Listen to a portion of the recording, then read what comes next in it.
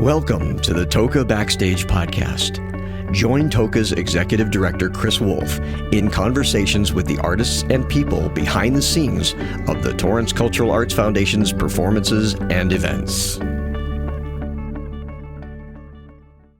Hi, this is Chris Wolf, the Executive Director of the Torrance Cultural Arts Foundation. We're here for another edition of TOCA Backstage, and it is my extreme honor to be speaking with Lisa Loeb, the award-winning singer, songwriter, entrepreneur, philanthropist, mom, actor. I've actually just reading everything you've done or do is just a little overwhelming. It's a lot of things for sure. I know it's when you say it like that, it sounds very overwhelming, like there are a lot of things going on, but I guess it's true. I think I have so many friends and I wouldn't say colleagues because that sounds very much like I'm a professor or something, but a lot of friends who are sort of in the same boat. We've all been doing, I don't know, I feel like when you have so many different types of things you want to create, like I know I want to continue. I love making music. I always have goals for myself to continue writing songs, and I have this other idea for a different kind of song or a different style, or there's always sort of goals in my head about songwriting, and it's still something I'm really excited about. And I think even more so that I'm not like a big radio star right now, like I just feel like I have much more room to experiment and to really just sort of tinker and make music and collaborate with others. But I also love drawing and dancing and taking care of my kids and making food and creating TV shows and just a million different things. I like that, and I like collaborating with people and meeting new people. I like performing live. I'm always studying like voice or a guitar. I don't know. I feel like I'm an 8th grader or something without having to go to like actual, school. Well, lots of different interests. No, I think that's amazing. I know growing up, as I did wanting to be in the performing arts, it's like I wanted to do magic, then I wanted to do acting, then I wanted to do directing, and it's like, what do you do with all that? But it's always refreshing to see people who find just a passion for creating and just do it. I mean, they just along those same lines, I know.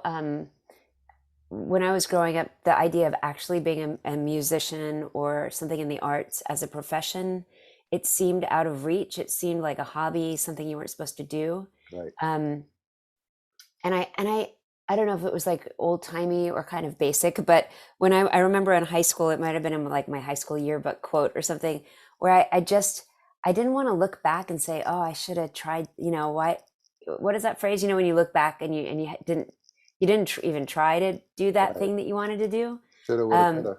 Yeah, exactly. Like you don't want life to go by. You're like, I should at least try.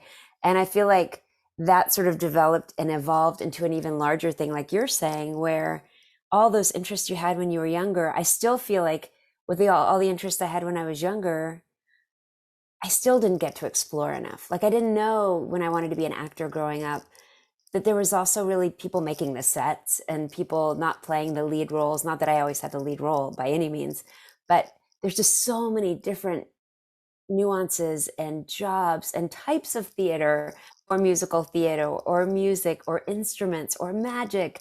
My son was talking to me about mime last night. I was like, oh my gosh, we could go online and learn about mime, and I kind of, my brain is a little bit like that, not only with my own projects, but like I'm looking at my bookshelf, I'm constantly reading, and there's always one more thing I really want to do and do it thoroughly. Like I want to watch all the Olympic ice skaters. I've barely watched any, but because I'm also reading this book, but I'm also reading another book for a book club. But also, there's just so many things, and the internet can make it a little bit hard to focus as well, because you can easily get sort of off track, because everything's so important. I know. Well, it's interesting because I noticed, speaking of the internet, that you're really active on social media, which is it's kind of neat in a way. It's nice to see celebrities who are active on social media because it gives them sort of a one-on-one with their fans. So like people can tune in to your Instagram and see you making cookies or whatever. And do you feel that that offers you a sort of a connection with your fans? It suits me really well because I think in the late 90s I looked at my career, and that was when I was really on the radio a lot and on MTV and all those things, a little bit more commercial success as a musician.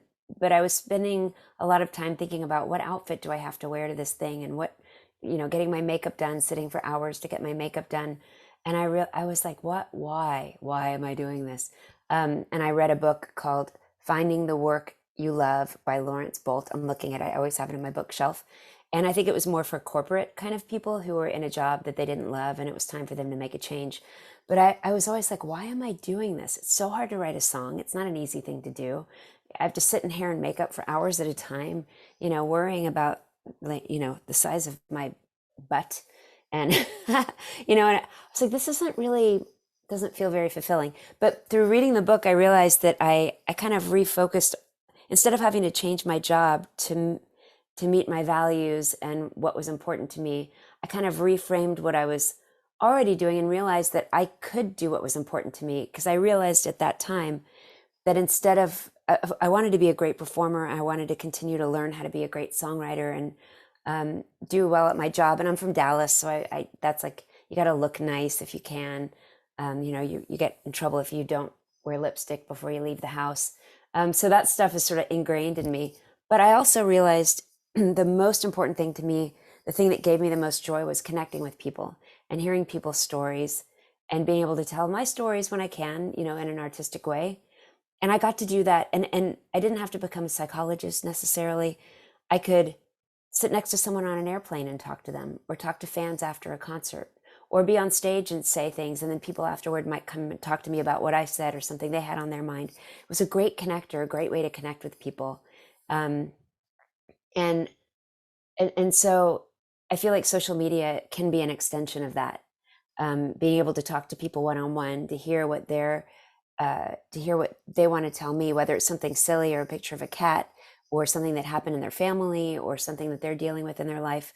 Those things really make me feel connected and make me feel like my life is very rich. That being said, I'm also always trying to balance the amount of social media versus the amount of sort of core work that needs to happen aside from connecting with the public.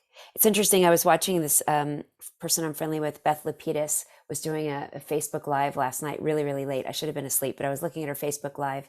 But she was talking about being an artist, and she said something about, you have to figure out for you, and I do this all the time, what you need. Do you need to go woodshed and actually, put pen to paper and write and work? Do you need to be out like meeting people, or do you need to be out taking a walk and relaxing your brain and getting, there's all these different phases of who we all are and what we all do and what feeds us. And I'm very social, but I'm also I like to be by myself and making things and thinking of things and letting my brain kind of relax for a minute.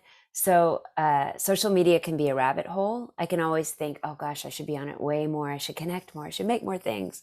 I should be on there live all the time. And part of me thinks like, oh gosh, I should step away. This is a rabbit hole. I shouldn't be there.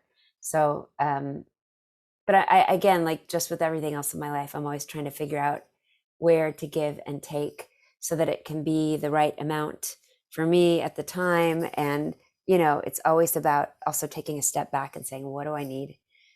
What's important to me? What do I value in this moment, this week, this year? How does all these different pieces work into that? Uh, going back to the hit that sort of propelled you into stardom, which was Stay. I guess people will see that and think, oh, it was like almost an overnight sensation, but Yes. you I'm sure had a history prior to that. Yes, I know. I actually have boxes and boxes and boxes of flyers and demo tapes and lyric books and photos of old concerts to attest to it. Like ever since I was a little kid, I started writing music. I took piano lessons when I was I don't know, single digits, 6, 7, and our teacher encouraged us to write. So I would write music, and again, like we talked about, I was also an actor and did musical theater and did dance and tap and jazz and performing, and always really, I was a DJ in high school. I collected records. I used to DJ at parties and on a radio station for years, and just very, very involved in music, everything about it. And so it's something I was doing a long time, all through college. I put out records in college with my friend Liz Mitchell. We had a band called Liz and Lisa, and played concerts and tried to get ourselves on the radio, college radio, and have people write articles and go play at South by Southwest and do all the things you do when you're sort of trying to get a record deal. So it was a long, long process, and then it paid off in having so much experience playing concerts and doing everything behind the scenes. Booking shows, playing shows, meeting other musicians, learning about the music business. Back then, a record deal meant something a little bit different than it does now to a lot of people. But it was something that had been my whole life, working toward that place where all of a sudden my friend, who I had met through another actor at Brown University, my friend Josh Hamilton, introduced me to Ethan Hawke in New York City after I'd moved there. And we became friendly. And there was a large group of us that ran around New York together. And I used to make music for Ethan's theater company, and he and a bunch of other folks came to my concerts, and Ethan was making a movie. And really, in retrospect, it's a dream come true. It's the way you think things are supposed to happen, where you do this thing, I'm this musician, and then this actor who I'm friendly with asks me for a copy of my song, one of the songs that I enjoy playing, that I wrote myself, that I had just recorded with my band. And he passed it, Ethan Hawke passed it along to Ben Stiller, who was directing the movie Reality Bites, and they decided to put it into the movie. There's a little bit more backstory, but and then the song was in the movie, and it was on the soundtrack, and it went to #1. Like that's sort of like a movie story, but it actually happened to me. In retrospect, that's much more unusual than it felt at the time. At the time, it felt natural, because I would meet somebody, and then some other cool thing would happen, and maybe someone would invite me to play at a benefit concert, or neat things led to each other, and all these different connections led to each other. And it was a really exciting time to be around other creative, young, inspired people in New York City. But now, I don't know how many years later, almost 30 years later, it's unusual to have a song that you're excited about that you just pass along to somebody, that they just put it in a movie, like that's unusual. We try for those things all the time. But that was great timing, as well as being prepared of being a songwriter my whole life, and being a performer and being a musician and a producer and everything else. What inspired the Stay?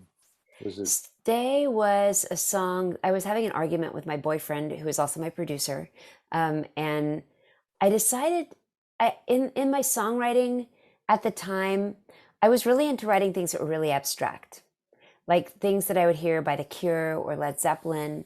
I was always interested in really abstract things. I was starting to get more interested in more singer-songwriter-y kind of songs where they tell stories. I didn't really want to write too obviously about myself, because I thought that was I didn't think that was like a strong choice. I liked things that were more mysterious and crafted. But this time I sat down and I kind of wrote a bunch of things in a journal, which was the starting point of the song. And so I think it ended up being a much more personal song, or at least having it's hard to understand the song, I think, when you really look at the lyrics. But for me, there was like a personal, emotional connection that was strong, as well as music that was rooted in Hall & Oates. I wanted to write kind of an R&B song, like the old Hall & Oates songs, like Sarah Smile, with a groove and also with a cool guitar lick. So those two things came together to make the song. and now it has a resurgence with obviously the commercial, and I'm curious to hear what you think of David Grohl's version. I think Dave Grohl perfectly captured the angst of the song, like even greater than I could have ever expressed it. He just was so awesome with his death metal version of it. I love his version of it. It is funny because it does sound like I mean, it starts off typical, but then it kind of goes into this heavy, like you said, Yeah, death metal death thing. metal. I got the vibe from it really quickly. Like that was, I could see that as a version that could live on, Yeah. I We it was actually great. played the song together once. We did a fundraiser together, and we did a Bowie song, and his band also learned "Stay." And he's like, "This is a hard song." I'm like, "Yeah." It's very funny, but we had done the song together before, not quite, not death metal version though. That was definitely a surprise. Um, and from there, just sequences of hits and gold records and awards. What what do you think you're most proud of at this point? Um, I think I'm proud of sticking with it. I talk to a lot of friends who are different places in their careers, different people of different ages, and what I really admire about some of my friends is is is is sticking with it through all of the different phases. I have a few different friends who've had huge hit songs, and then they're singer songwriters, and you go see them in intimate venues, and they're just always creating and finding things they're passionate about and doing things. I want to be that person too, and that's sort of what I do. I do things that are important to me, um, the best that I can. I make a lot of different kinds of music. I don't.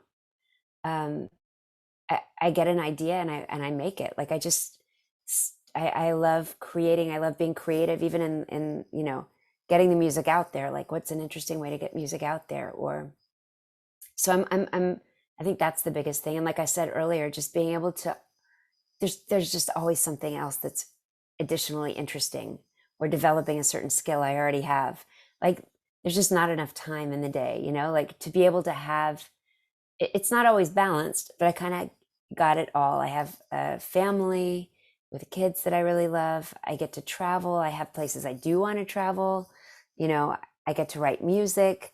I get to read books. I get to, I just, to be able to continue to do that is really exciting. Well, and you not only read books, but you write books too, or children's Mm, books, right? yeah, I wrote a couple children's books. They were more centered in the lyrics of some songs that I put out, with some arts and crafts and activities and recipes. I am actually that's something that I've really need to figure out the right time. I'm working on a couple of actual books with stories, but I'm having trouble focusing on them. I need to set aside some real uh, time to do that. Even that, like having the maturity to realize, wait a minute, like it's taken me a long time to figure this out, but wait a minute. Sometimes when you set aside 3 hours to do something, you may need like the first hour just to get your butt in the chair to actually start the work. Like Yeah. that's okay. That can be part of the process. Instead of, I've been at other times in my life where I'm like, oh my gosh, well, how come I'm not writing? How come it's not happening? Just, you know, to becoming more and more comfortable with whatever that process is. But Well, and I'd like to do more of that, writing books. writing in and of itself is just a daunting task. I mean, looking at what used to be a blank piece of paper on a typewriter, Right. now a blank screen. It's like, what was that movie? There was a movie with, uh, I Why am I think, thinking John Malkovich? But there's so many different. yeah, where they're just looking at, and you're just trying to type that first word. It's like, Yeah. where do you go? So yeah, I think you need to ease up on yourself on that one because that's Right. tough. It's hard, and yeah, there's a couple of ideas that I keep coming back to the fact that, like, you just have to sit and write. Yeah. You just have to sit and write. And I do get a lot of courage and strength from hearing Stephen King talk about writing. Or, I'm looking over here, I've got all my writing books. I've got Natalie Goldberg, who I love, and she's really just about sitting and writing. You just do it. Talking to other authors who give me advice and stuff, but really it keeps coming back to just, you just have to do it. You just Yeah. have to sit and do it. And here and there, I will say, and I give this advice because I've taken it myself. Sometimes, depending on your life and your lifestyle, you may need a collaborator. I'm not quite ready for a collaborator for like the things I'm writing book wise, but it may be a good idea. I found in some cases when you have a time and a place to meet and you're able to specify what your goal is because you're working on something with somebody else, sometimes you can actually get in good work habits by collaborating. You don't always have to be all alone. Speaking of collaborating, one of the things that the Torrance Cultural Arts Foundation does is we try to inspire and mentor and sort of help young aspiring artists. We have a thing we do, South Bay's Got Talent, where it's a talent competition, and then we try and nurture some of the winners along.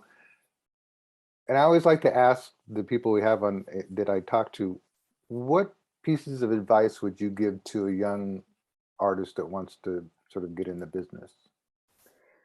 Well, I think, like I said, part of it is focusing on the core of what the thing is. Doing the thing, doing the thing and exploring it. And I don't know, I have a cousin who's a glass blower, and I didn't know how many different kinds of glass blowing there was. We hung out with him one afternoon in a studio, and, just not only the practice, doing the thing, whatever the thing is, like if you mean artist, like a musician, Right. you got to write, you have to sing, you have to, I know as a performing musician, there's a bit of athleticism in being a singer or a musician. You have to know about your body and take care of your body. And for me, I always grew up with learning things. So if I have certain songs that are harder for me to sing, or I want my voice to do more things, I work with a voice teacher, I work with a guitar teacher, I watch other people. So being really aware of what's out there, but also knowing yourself, if being too aware of what's out there, like what you're doing, is getting in the way of you having your original ideas, or taking away from the time you need to do your thing, then maybe you don't focus as much on what other people are doing. But I think mostly doing the thing. And then if it's a public thing, like where you want other people to enjoy it, you have to start sharing it in some way, whether it's performing live, posting music live, and sort of see what people's reactions are. I don't want anyone ever to do something for a reaction, but it's interesting to be aware of reactions. Because I know when I was starting off, to see so many people coming to see my concerts with my friend Liz, and they were always, even in high school, my friends were really excited about my original music, and they would ask for cassette tapes, and there was that positive feedback that made me feel like, oh wait, what I'm doing is connecting with them. And for me, that was important. I liked that they connected with what I was doing. So sometimes being aware of what you're doing, if you're doing what you think that you're doing, but mostly learning about the business, but not letting the business pull you astray from making the things and doing the actual core thing primarily. Also, and this is for somebody who wants to be a professional, and I talk to a lot of people in their late 20s or early 20s, late teens about this, especially people sort of, early 20s. What you sort of think about what you want your life to look like too, because some jobs, mean that you're going to be traveling a lot. Traditionally, like, do you want to have a family? Do you want to have a house? Some of these things are hard when you're traveling. If you set it up so that what you want to be doing doesn't match, your life is important, not just what you're doing. If you want to have a full life, like right. A lot of people I talk to, they do. And I do know some people who said, oh my gosh, I ended up spending all my time on the road, and I was never able to really have a relationship at home because of that. Other people who said, oh, I just wanted to be on the road. That was what I love doing. That's, so being aware of what kind of life you're creating for yourself as well. Going back to your comment about... There's too much advice. This could be like a 30-part series. No. And I have all these other ideas. I'm like, no, just stop there. Focus on what you do it. Just like Nike says, just do it. You got to do it. Get better at it.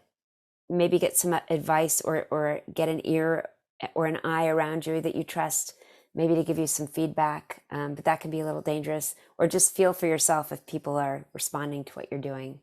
Yeah, I think there's so many pitfalls that people fall into. Going back to what you said about getting that feedback, I think, like you said, if you're at a live performance, performing live for a group, and they come back and you get that interaction, that's usually somewhat positive and helpful. But I notice nowadays on the internet, if you post something on YouTube, some of the comments are just hurtful. And Yeah, you kind of have to either ignore them and or take them, even though they may not. You have to be able to figure out how to look at them constructively. yeah, Like I know early on, when I was a musician, and like I said, I had been writing songs since I was a little kid, and it's something that I took really seriously. And sometimes I would get comments or press that was it it it was like, oh, they don't think I'm a real musician, and they don't think I'm a songwriter.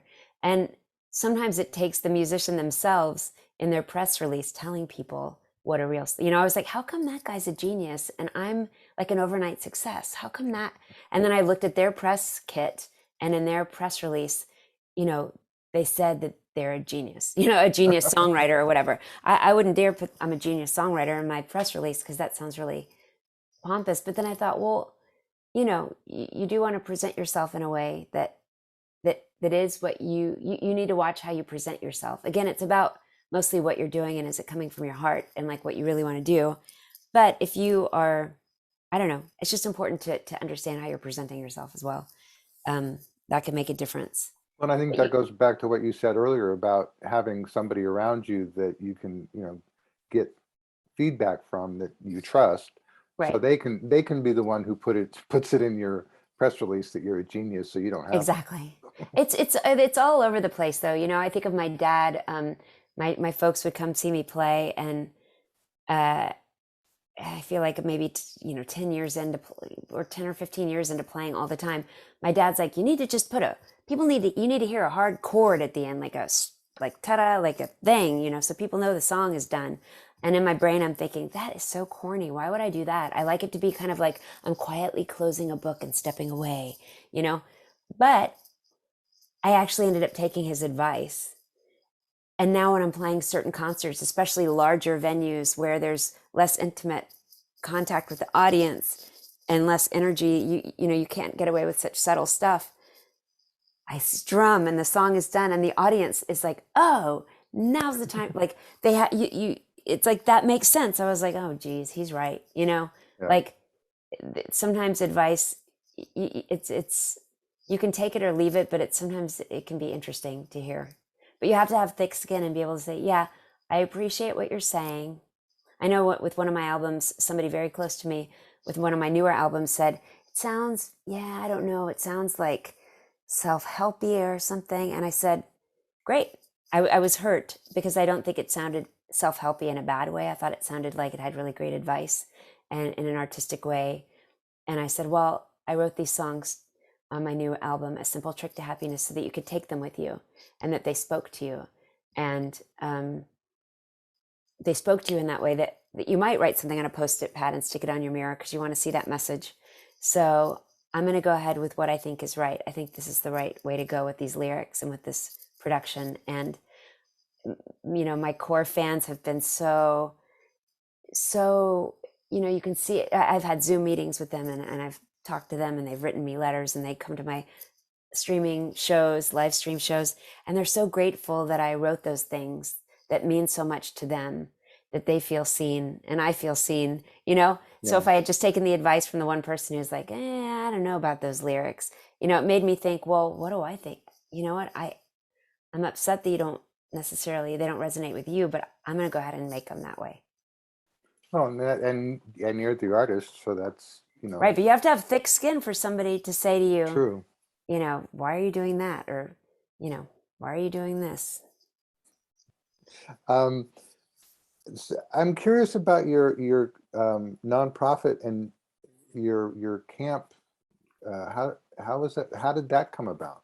Well, I was making kids records, and my second kids record was called Camp Lisa. And I really wanted to make like a TV show with music in it to show kids what summer camp could be like. Because I went to sleepaway camp as well as day camp. And it was a place where you could really, if you had insecurities, whether it was social or jumping in a lake, or you could try new things that you never tried before. You felt so much more confident at the end of summer camp. You could have fun. learn about yourself, there were so many great things about summer camp. I wanted people to know about that. So I was thinking, oh, let's take this summer camp music that we're making, both originals and classic summer camp songs, and let's make a TV show. And the TV show didn't happen, but in the process, I thought, oh my gosh, I'm so Los Angeles. I'm trying to make a TV show about summer camp. What about if we actually give kids the experience of summer camp by sending them to summer camp, not letting them watch it on TV? So we started the Camp Lisa Foundation to send kids to summer camp, kids who might not normally have an opportunity to go to sleepaway camp. And so that's what that is. So all the proceeds of the Camp Lisa record, I have a coffee line with a company called Coffee Fool, and we have a coffee called Wake Up. It's the Wake Up blend, and that's named after one of my songs called Wake Up. And all the proceeds of that go to send kids to summer camp. So it's something I'd like to grow more and more, but I think focusing on things sometimes that aren't school, but that give kids a lot in their lives, I think that's really important. But I think too, the summer camp can really nurture a kid, whereas sometimes school is more of a almost a hardship for kids. Yeah, I think so too. I think, I loved it. I did well in school. I made good grades, but I loved being at camp where it wasn't about making good grades. Yeah. And yeah, I might have been the kid holding onto the side of the dock because I couldn't swim laps like in a great way, but I could play some guitar and we'd all sing together and I could help make up skits, and I was valued as a human, and making stories and joking around and being a friend, things that sometimes you don't get as much focus on, at least traditionally at school.